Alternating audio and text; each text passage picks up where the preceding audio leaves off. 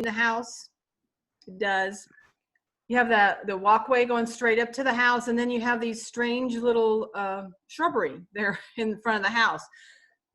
And that's one thing I haven't really mentioned during this talk, but foundation plantings are great, but don't feel, and you can tell people, don't feel that you have to plant a plant all the way around, plants all the way around the house, or at least in the front of your house.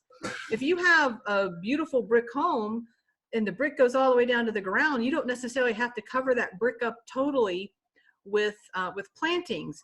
And some of these houses, and you've seen them, like this one here, the plants have been there for a long time. And just like when you redecorate in your home, you sometimes need to redecorate in the landscape. Those shrubs, they've kind of outlived their usefulness, especially when they have no branches or leaves on the bottom, and they have very, very large trunks. They look a little bit out of place in front of the house, and you probably need to get some new plants. So let's see what they did with this house. There you go. What do you think about that? Unfortunately, they took out the tree, but I would hope they could have limbed it up, but they took it out. They extended the front porch and rounded the steps. They added a flower bed over there to the right-hand side, the left-hand side. They changed out the walkway. I think that walkway fits a little bit better with the cottage style of the house. The gardening itself is more cottage style. Looks like they may have added a tree over to the left as well, so that's good. They definitely took out those two shrubs. So I think that looks a lot better than the first picture. Now here we go. Here is, this one has the seating that I mentioned, and it has a focal point. Unfortunately, that focal point is the ugly blue shed. So let's see what they did to change that. They also have some, the trees along the edge. Let's hope they saved all those trees. They're nice. They just maybe need to be limbed up a little bit. Let's see what they did. Ah, our butterfly garden. There you go. And it looks like they did limb up the trees. They didn't get rid of them because there's one of the trees there as well. They added beautiful plantings and pathways. They have a focal point now that's not an eyesore. It's a beautiful arbor and seating. So it's definitely an improvement over the first picture. What about this one? Here's kind of an unused, untaken care of corner of a yard. Let's see what they did to improve that. Oh, nice. That looks like it's just got done, but they used a pathway. They have curves, so it takes you longer to get to where you're going. They have a beautiful seating area, and they did beds along the fence. They did a nice job. Now, remember I said we would come back to this house. Can I have a tissue, please? I said that we would come back to this house. Now, I think this house kind of works. Remember, nothing's perfect. I mean, we're not going to have necessarily a perfect garden, but I think this one works well with the elements and principles we've talked about. The door is obviously the focal point of the front yard. And as you can see, they planted lower growing plants, medium, and then higher growing plants. The tree is not straight in front of the house. It's kind of over to the side of the house. It's a smaller tree because the house itself's not a huge house. It's more of a cottage style house. And I feel that garden there, it represents more of a cottage style gardening.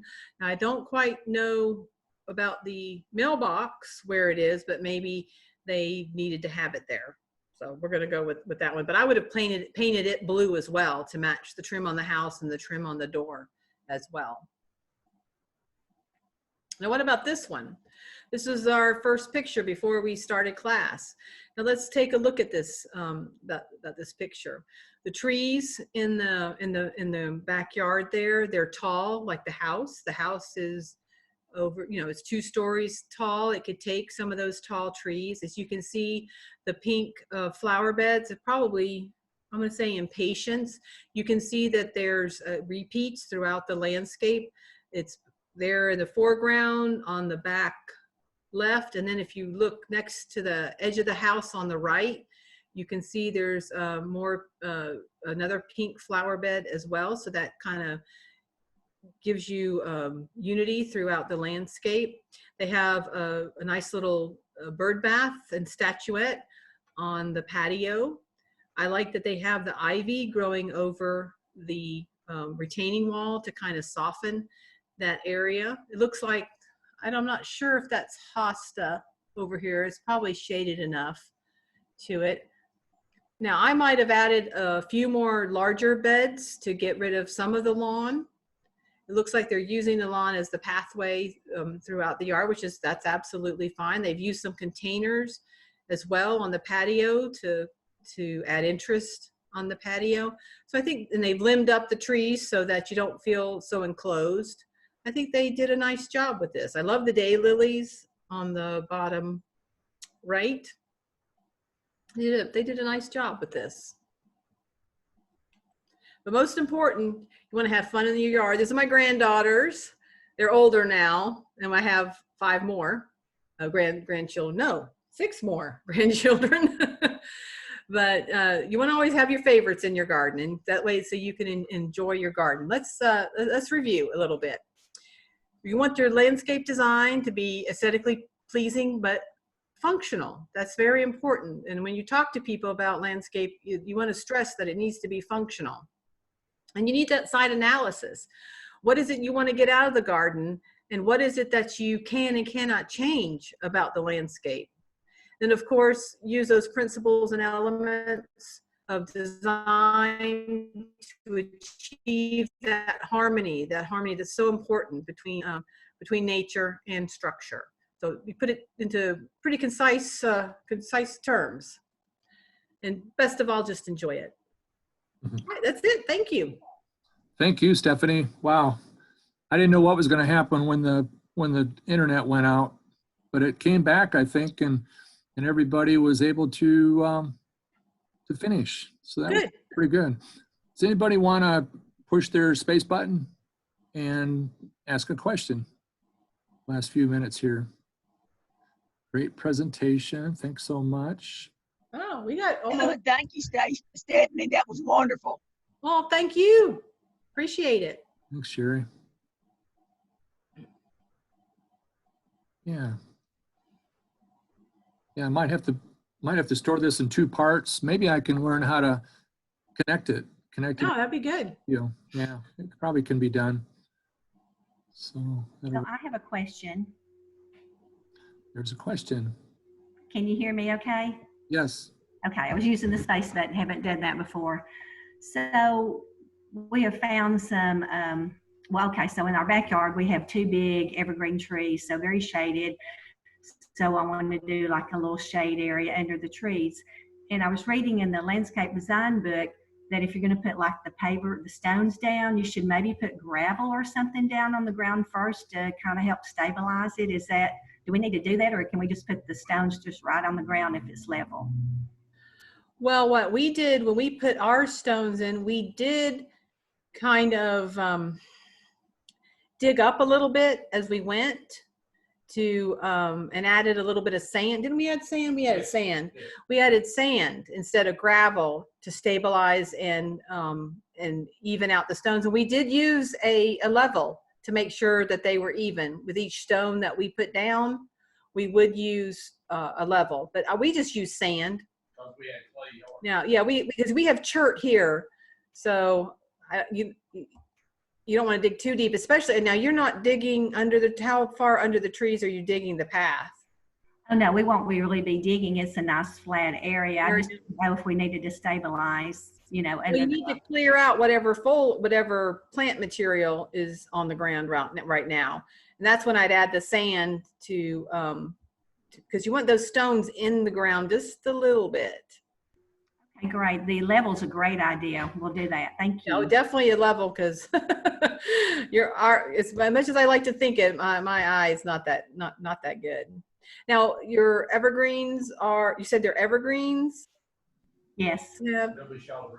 Yeah, so be careful. We found we had a, what do we have? The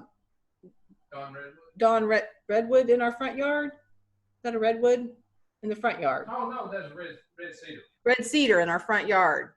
And it was very fibrous roots, and it's a lot of competition for plants.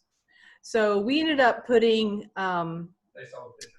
oh, they already showed in the picture of the lamb's ear? Yep. We put that lamb's ear underneath.